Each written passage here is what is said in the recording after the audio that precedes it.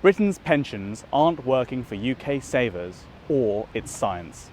They're underperforming compared to similar schemes in the US, Canada, and Australia, and investing less in fast-growing firms too. This doesn't just mean that entrepreneurs are deprived of the money they need to succeed, but that savers aren't cashing in on pioneering startups either. If the UK's pensions grew as much as other countries, people's retirement pots could be almost £98,000 bigger. And what's more, we'd have even more homegrown, world-beating technology firms. In the UK, only 10% of venture capital funding comes from pensions. In the United States, it's 72%.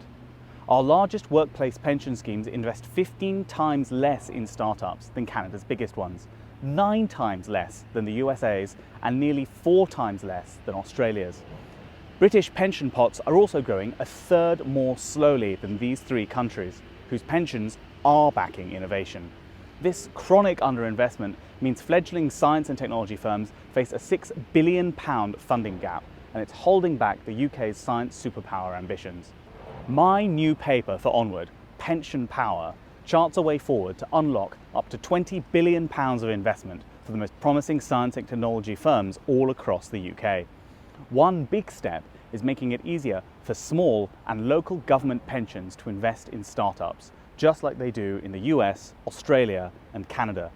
To do so, the government should create a Science Superpower Fund, so these pensions find it easier to invest in science and technology through the British Business Bank.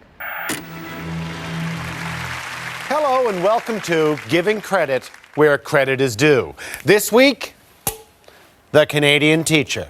When we think teacher, very few of us think business savvy, when in fact, Canada's teachers are very savvy.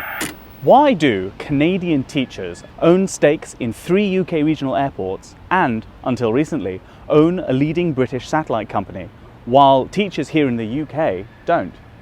Because all UK pension schemes for teachers, civil servants and NHS workers aren't funded. Instead of investing pension contributions from the 6 million public servants and their public employers in high-growth firms, promising startups and reliable infrastructure to save and earn, today's public servants pay the pensions for those retired already, with a heavy taxpayer subsidy.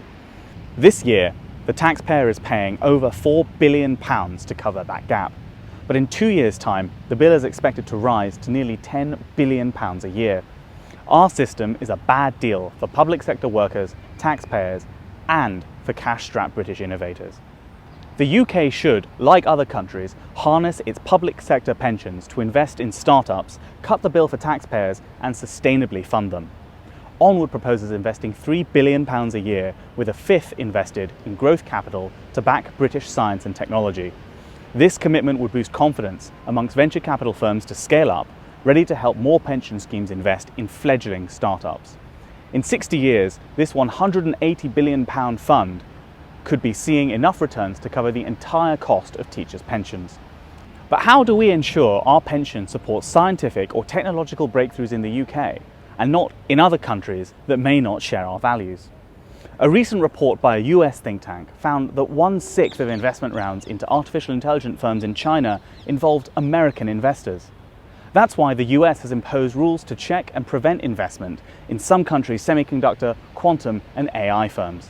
The EU is also investigating the same issue. As we scale up investment under Onward's proposals, we urge ministers to create a new science and security mandate. It could require venture capital firms benefiting from public money to declare their approach to developing a UK advantage in critical technologies and protecting the UK's economic security. This can be brought in now for some schemes, but legislation will be required for the mandate to cover the entire venture capital industry. It would be a step towards transparency and changing the culture.